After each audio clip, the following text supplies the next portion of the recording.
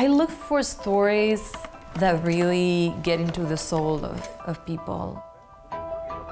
Most of the work that I've done has to do with the immigrant community in Arizona.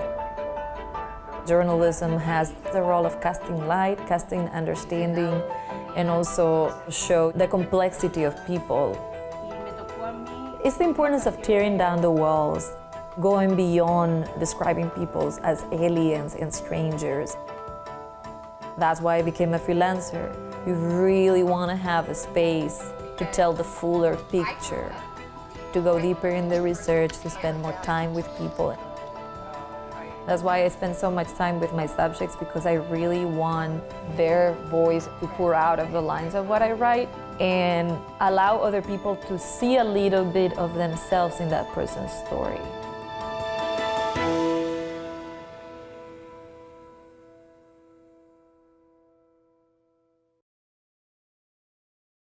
I am so glad to have you with us. I know it was not easy, a very busy time for you to come all the way from Arizona to be here for a couple hours. But I want to tell everyone how I met you.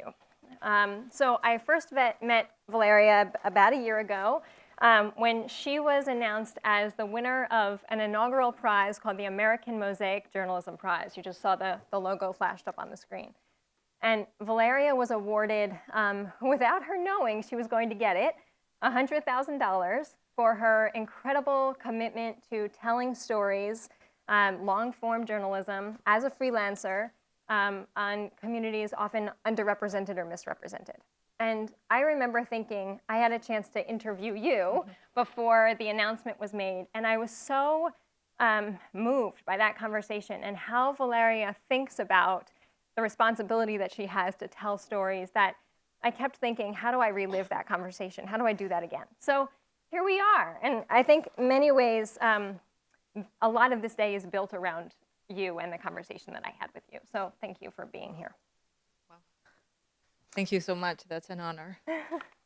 So I'd love you to start, and you've answered this one for me before, but to explain a bit more about the type of stories you write and why you feel so compelled to write them. Well, first of all, thank you, everybody that's here today. I wish I could meet each single one of you, because I'm sure you all have fascinating stories and perspectives. Well, I mean, it has evolved through time. I started working in a small community newspaper in Spanish, and that was back in 2003 in Arizona, and at that time, our state was basically one of the main gateways for a lot of the undocumented migration that was coming into the country. But it was also a place where people would come and stay and, raise their children, buy homes, build a life. And working in the newspaper exposed me to see all sorts of things, from people that the hospitals were trying to deport because they were in a coma, they didn't have insurance, they didn't have papers, so they couldn't take care of them. They would send them back to Guatemalan families that lived in apartment complexes that were in horrible conditions without air conditioning. And that's so important in Arizona, where we get like up to 120. And so, I would just be going from one thing to another, seeing how the immigration status almost touched every single aspect of these people's life, like the way that they were being treated in the school districts, whether or not they had access to talk to, officials, and how they were treated at work or threatened. That really, really pushed me to want to do more and tie all of these things together and present a broader perspective. And then I got into filmmaking. So a lot of my stories, as I was saying in the video, I try to place people at the center of the stories and show how policies impact them. At that time, it happened to be a lot of the state policies we have in Arizona. I know we became infamous because in 2010, our governor signed this law known as SB 1070 that basically required the police to check on the immigration status of people, the Papers, Please bill. And something that is forgotten is that that bill also made it a crime to be in the United States without papers in Arizona. So people could have gone to jail, but the Supreme Court basically ditched that part of the bill. But even before then, we had so many laws aim at making people's life unbearable, and the concept of attrition through enforcement just make this state so hostile, make this environment so hostile that people won't be able to live here. And I mean, it was written in the law, basically. We want to make other human beings suffer. So that really pushed me forward to again try to show how these policies impact communities, how they have ripple effects. It's not like you can separate your next door neighbor from yourself. It's not, a line that's drawn between papers and not papers, or even a line, between good people and the bad immigrant people. Those are like very arbitrary things that in practice they don't exist. We all are all these different shades. And we're talking about you reporting from the border and the divisiveness of the kinds of stories that you see and are happening there. And we forget that any place can feel as divisive as Washington, D.C. does. But tell us what you are seeing and hearing from the families that you are meeting at the border and how that feels like it has changed over the last couple of years. Well, I mean, in a way, Arizona, coming from Arizona, it's a really unique point of view because it seems like what we had going on there, it was just like amplified and taken into the rest of the country and now is impacting everybody. So when we started to see this sort of legislation in Arizona targeting communities and families and causing a lot of family separation, the community started to organize, and neighborhood committees, the front porches, to try to come up with solutions to support each other through a lot of the things, whether it was like doing a car wash to try to get an immigration attorney, or if it was, babysitting for someone, or getting a power of attorney so you, in case you were deported, your child could be represented. So Arizona community grew a lot because of all of those hardships, and they kind of bundled together much better. And we have a lot of different organizations now that are, so much more prepared to face what's going on now than they were, back in 2003, 2004. You have even organizations, there's this one group that to me is amazing, it's called Aliento, that works with families that have a loved one that was in detention, that help them with issues that have to do with mental health, just, that very specific emotional toll that all of these policies are having on children, especially, and people's lives. So they're combining arts and painting, dance, and all of that to try to provide this sort of like spiritual, emotional support to people. How do the stories of immigrants that you tell intersect with your own experience as an immigrant? Okay, so this one I have a story. I was actually talking to my taxi driver on the way over here. He's from Nigeria. He's been here only like 3 months, and he used to have this like really great job, like doing sales in Nigeria. And now he's not so happy working in Lyft because some of the customers are kind of mean, and they complain that he had gospel music in the car, and he was so disillusioned that he wanted to quit. And I told him it gets better. And I know it's hard. I said, I've been here for 20 years. And when I first came, I had to do all kinds of different jobs. Like I work as a waitress, and like a lot of young people, I worked at a dry cleaner. I distributed flyers door to door because I needed to make more money for the dry cleaners, and I even got roller skates to go roller skating because I figured that could be a faster way to like get to each door. And then, but I used to have a job that was pretty good. I was in, like a secretary. I was studying literature in the university in my country. And then for a while, I had to basically work in the shadow economy without papers, like a lot of other people. But still, with that experience, I know how privileged I was. I got on a plane. I flew to the United States. It was a love story when I came. That's a whole other story. But and then my visa expired. Like I didn't have to go through, sometimes an entire continent to be here. And I was in Mexico City a few years ago at a shelter interviewing young Central American kids, and they really gave me a really good lesson. I said, "Oh, I'm from Uruguay and I don't bite," because we have a soccer player that bites people. And and I knew they would like to hear about soccer, who doesn't? And I said, like you guys, I migrated too. I migrated to the United States. I got in a plane, and they're like, it's like 13 different kids, they're 14, 15. They're like, what? That is offensive. What are you talking about? What, you don't know what you're talking about. That's not migrating, getting on a plane. Migrating is like, it's really suffering. It's really struggling. It's really going through all of this in order to be able to make it. It's like undertaking this journey. That was their perspective, sort of like almost like a rite of passage of like who makes it and doesn't. And, I reflected on my privilege, the privilege that sometimes, even as immigrants, some of us take for granted. Because I have an accent, and someone, I was discussing this, oftentimes I will call to get an interview with some conservative politician, and they'll never get back to me because, she has an accent.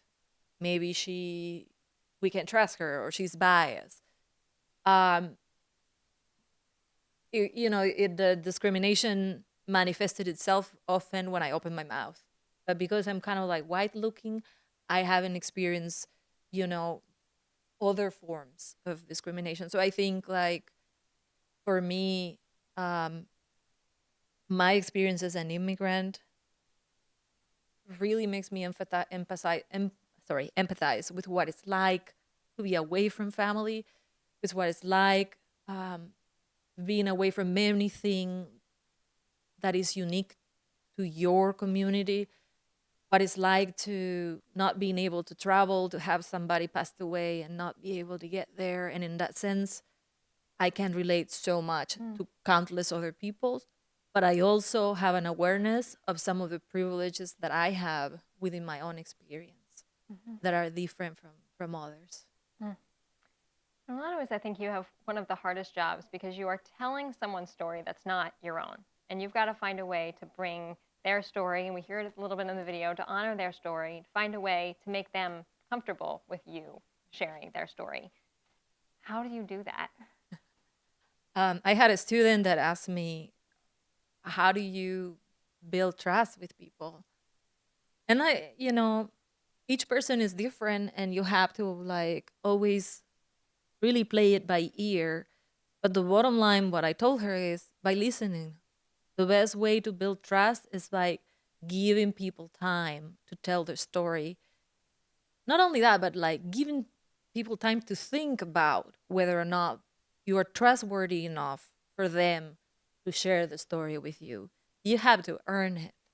And I think that the way to earn it is by being transparent, being as honest as you can, and being patient and trying to listen and challenge even yourself.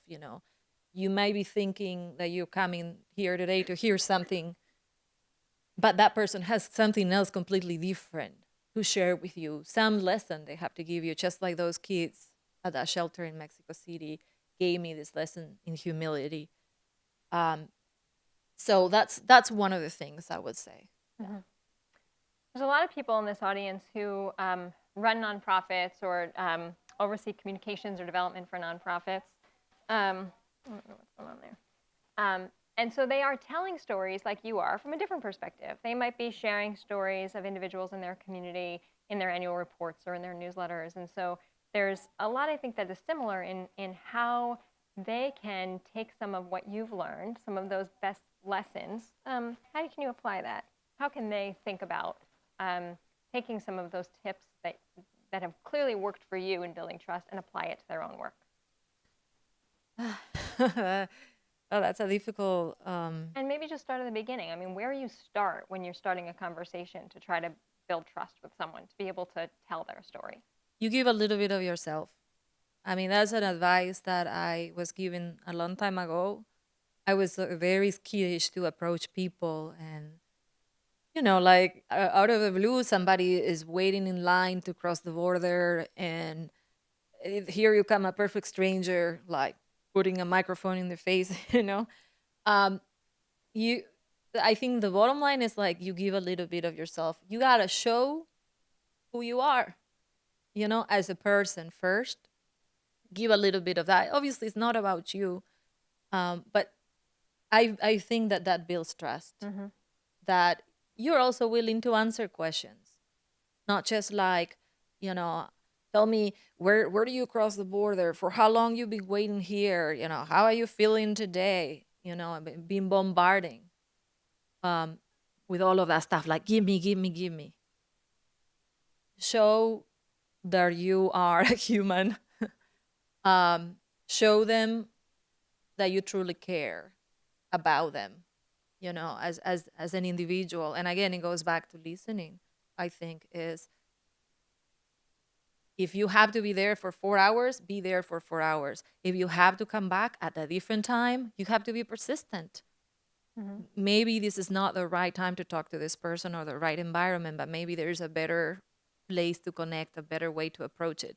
So you have to take it one person at a time or one community group at a time to sense your way, to show that you're not there in a rush just to get in and out, and that they know that the true reason why you're there is because they really matter, and it's not because you are reaping some sort of a benefit. Because I mean, the natural tendency for everybody is to be distrustful.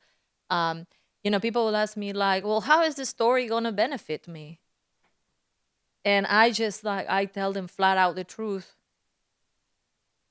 Not going to benefit you in any way. This is going to, cast light on a situation that other people are experiencing. It's going to inform other people. It might create awareness.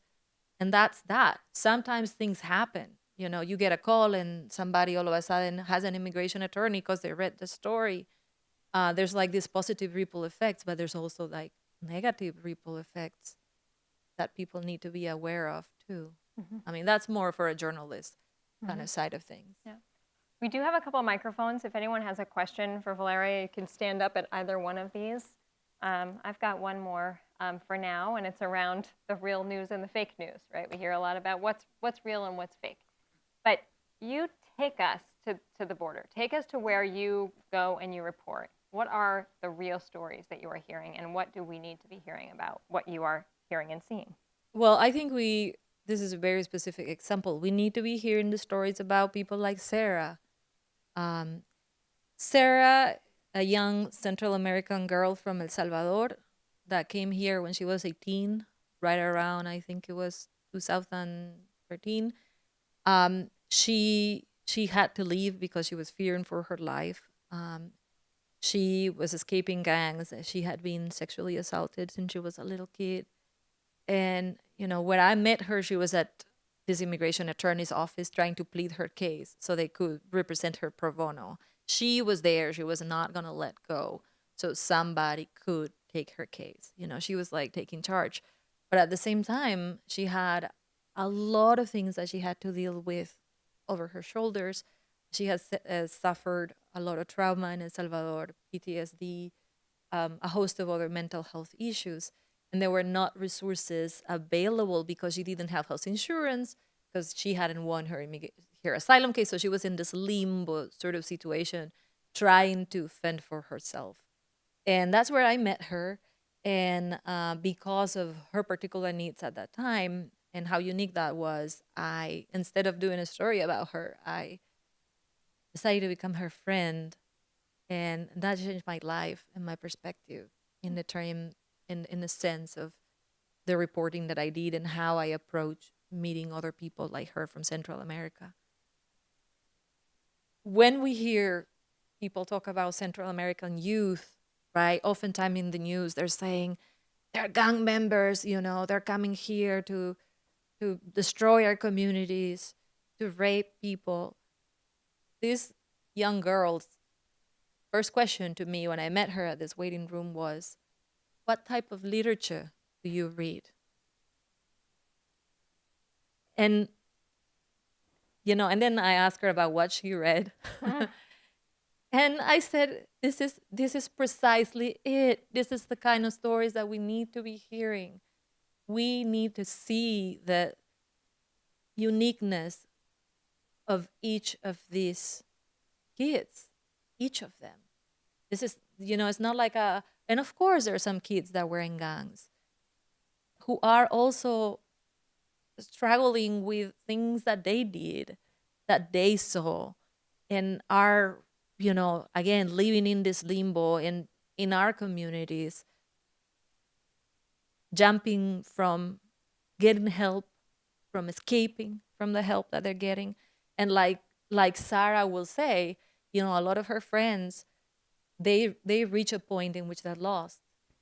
It's like a sort of an identity crisis. They can't find themselves here. They don't know who they are. So I think that if you ask me, what am I hearing? I am hearing Sarah's story.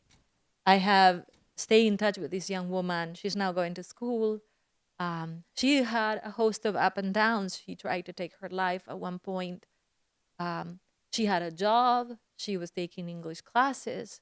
And still, there was a heavy load over her shoulders and difficult waters she had to navigate. And so, it's this roller coaster. And still, now she's back at school. Now she has a plan to go teach other kids at detention centers how to do crafts and different things. And she says that she wants to become a therapist that works through art, like an art kind of therapist. She's there now. So I think it's like those voices and those journeys. So that's the perfect segue as well. I'm going to pull Armando Truel up to join us in this conversation.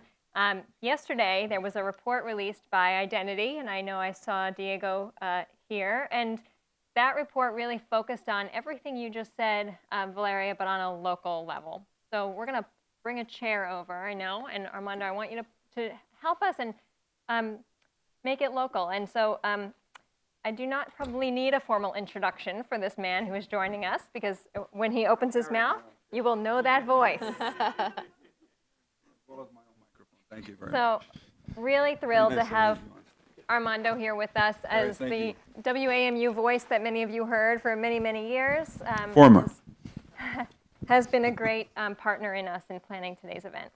So take us local. Everything that Valeria just said, we know what's happening locally too, right? Absolutely. In fact, well, first of all, thank you so much for inviting me and making me a part of this great event. I am very happy to be here and to join a fellow journalist who's doing such wonderful work. And thank you for being here and for caring. I think that what I would like to say is that in a very different way from what the experience that Valeria was talking about in Arizona, this community has had a lot of experience with Central American youth because they've been coming here for the last 30 years. And there have been a lot of organizations that have been working with the host of issues that these young people face.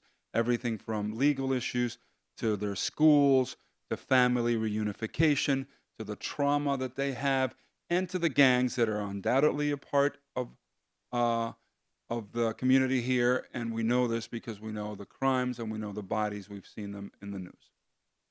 The challenges are that all of those systems have been overwhelmed in the last couple of years because of the huge number of children that have been coming in the last 3 years.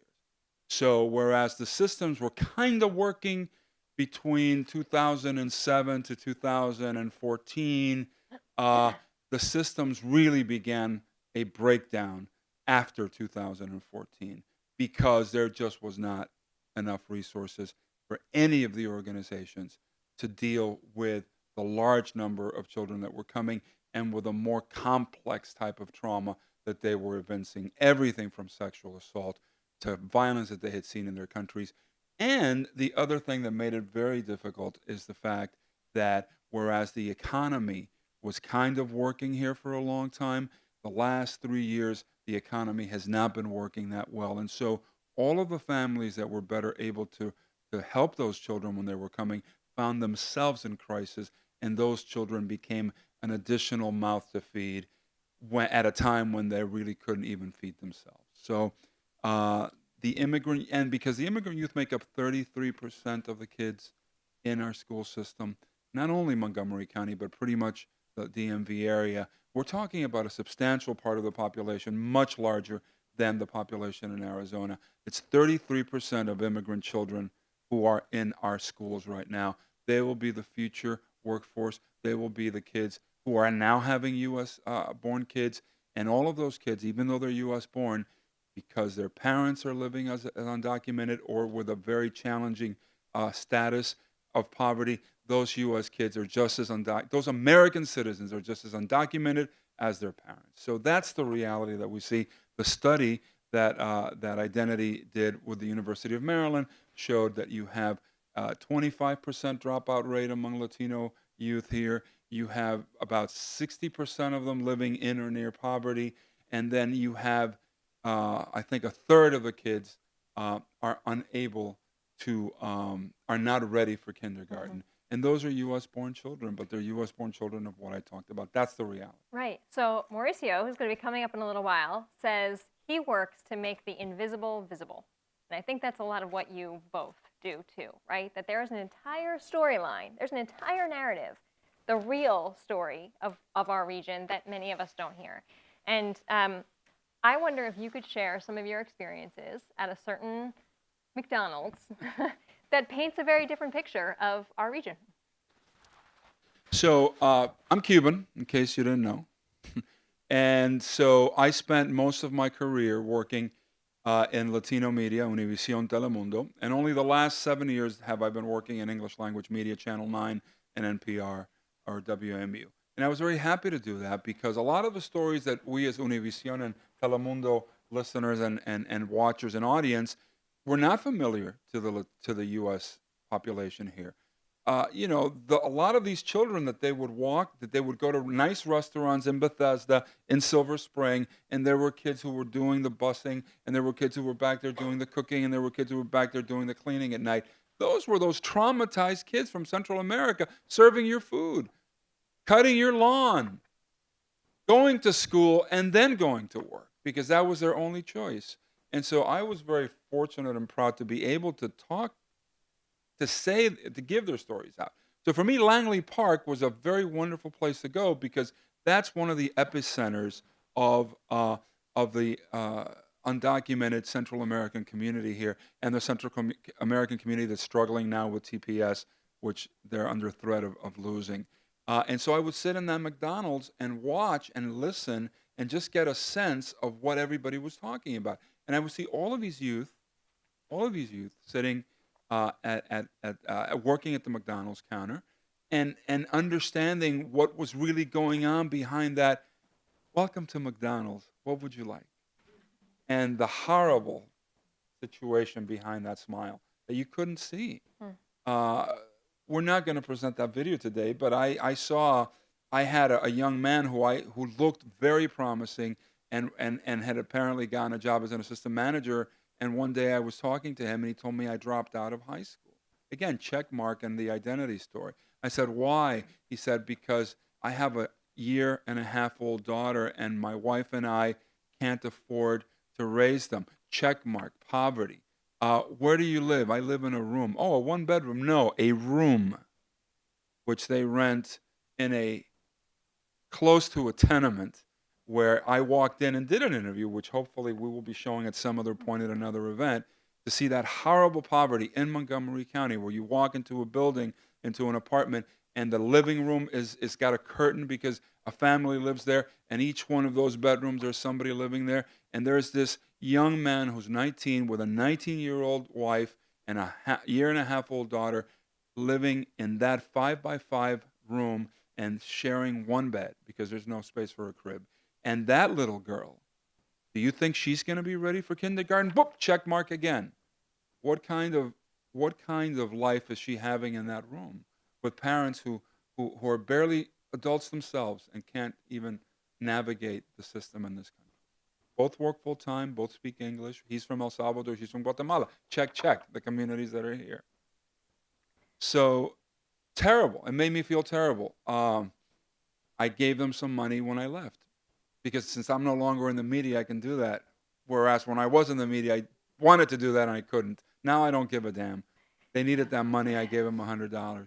We're going to give them Yeah, some. but you both are saying the same thing, right? That you're Absolutely. deeply impacted by the stories you tell, and so I imagine how We're hard hurt. it must be. We're hurt by this story. Right, We right. go home. We go home traumatized. I do. So last question for you both for now before we bring up some of our young voices today. So then what do you hope either that your stories are doing, what change could come from your stories, or what change just generally needs to come? What do our, those who can make any sort of change, what could they, could and should they be doing?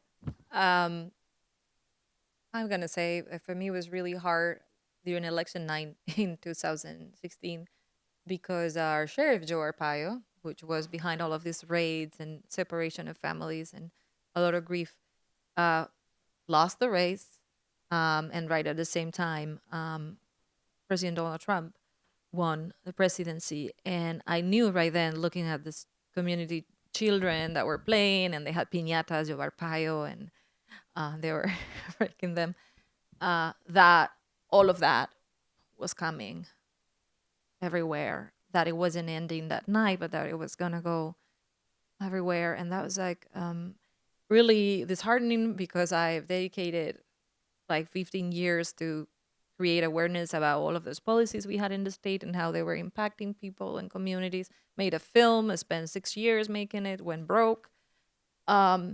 It's hard to know an answer about what needs to change, but I often believe this is like maybe so idealistic, but it starts with the individual. It starts with each of us.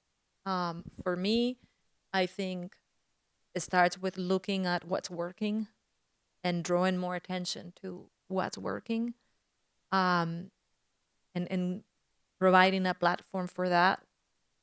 And it also constantly challenging how deeply am I truly getting into my reporting, into the bottom line of things. And just, yeah, I guess that's that's where it begins. But I think it starts with each single person trying to take care of our part. I mean, you don't have to go too far away. You don't have to live in a border to have to meet some of the people that he met. And it's not necessarily that the $100 that he gave them is going to be what makes or breaks their life, but the fact that he was there talking and listening to them, that probably had a bigger impact than the $100. And they'll eat that week. As real as that, they will eat that week. Yeah, Mm-hmm. I know. Yeah. But the fact that Yeah. somebody Cared. cared about them. And I mean, it's hard too because it's you're patching up things, and I often feel like what am I doing after you leave people in the border? They're waiting to cross, and they tell you all their story, and it's like it never seems to be enough to just keep retelling the stories and telling the stories and telling them over and over and over and over again. Well, we're about to see one of those Sorry stories, about that. but no, because I'm glad you said we focus on what's working, because that's what we'll hear a little bit of today. We've got some incredible young women willing to share their stories, and many of them are able to talk about what's working in this region. And I think you're right. It's that idea of look and look again. There are a lot of really powerful solutions right here already working.